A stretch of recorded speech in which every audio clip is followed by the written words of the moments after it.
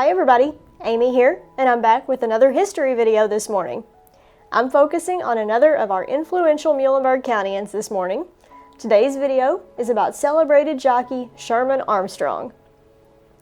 Sherman Owen Armstrong was born in Rosewood, here in Muhlenberg County, on June 7, 1929, to LaRue Sisney and Edgar Armstrong. Armstrong discovered an interest in riding horses relatively early in his life. He enjoyed riding to and from school, about 14 miles away from his home, and he began working at Keeneland Racetrack in 1946 as a young man. 3 years later, Armstrong rode in his first races, and only a year after that, in 1950, he won in 48 different races at the new Hazel Park Racetrack near Detroit. Armstrong's career continued to grow. In spring 1952, he was named a rider for noted horse trainer William Hal Bishop, who would become one of the country's top trainers by the 60s. And later that year, he started riding for trainer H.H. Battle, a good choice as it turned out.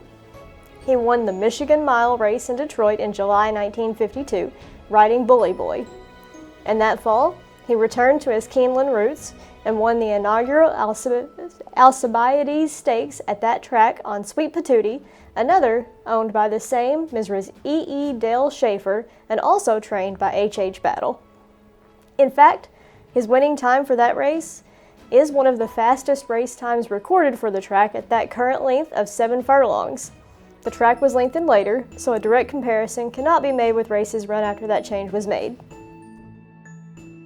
Although he just barely missed getting to race in the Kentucky Derby twice due to problems with his mounts, Armstrong did have the opportunity to ride in the 1954 Preakness, the second race of the Triple Crown.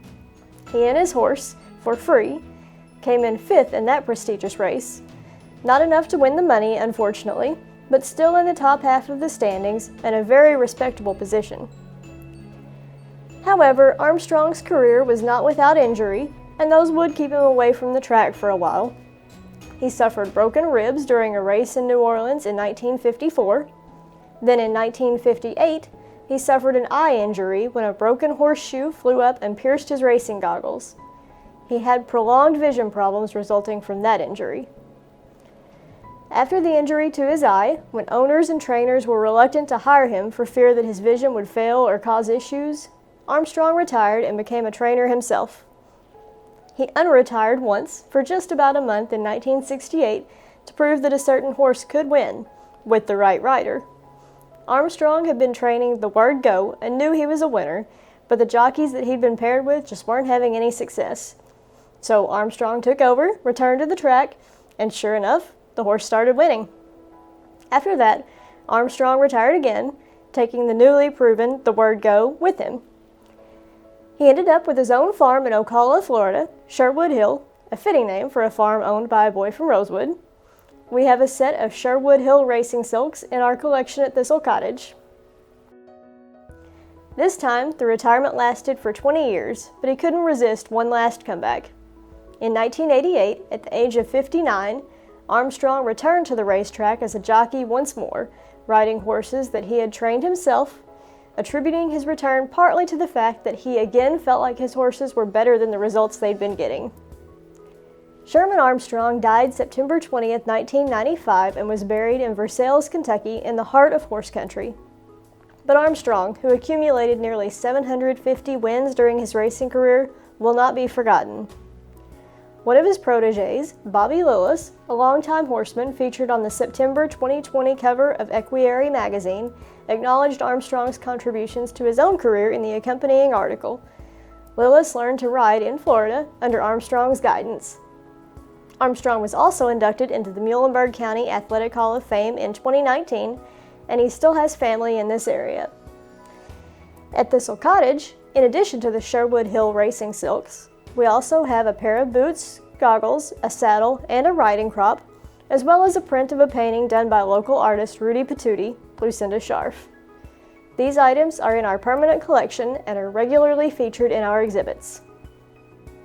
That's all for this morning's history video featuring Sherman Armstrong. We hope you've enjoyed this quick look at Muhlenberg County's notable jockey, and we hope you'll come visit and see our Armstrong collection items for yourself whenever the building reopens to the public. We are getting ever closer to that date, and we hope that, barring any further unexpected delays, it'll be here soon. We're so excited and looking forward to being able to get things back to normal. We can't wait for that day. In the meantime, our staff are continuing to provide remote research assistance on our patrons' behalf, so if you have an archives or history question or request, please don't hesitate to contact us. You can use the contact form on our website to reach us, or you can call the library at 270-338-4760. Thank you for joining me this morning for our history video. Have a great week, everyone.